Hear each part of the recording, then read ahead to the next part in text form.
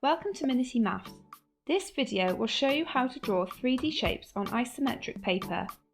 We have provided a link to some isometric paper in the description below. Subscribe to Minity Maths for weekly maths videos.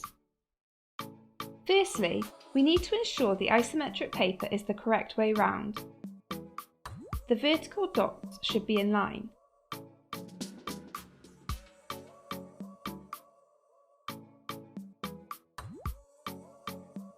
When drawing on isometric paper, the vertical lines of the shape will always be vertical.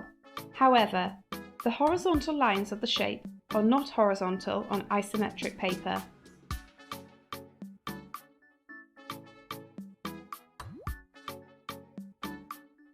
Let's look at an example.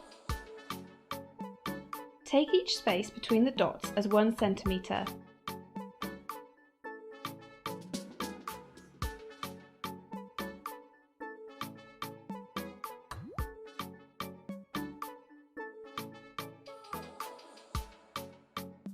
Now have a go at this practice question. A link to some isometric paper can be found in the description. Remember, there can be a few ways in which the cuboid can be drawn.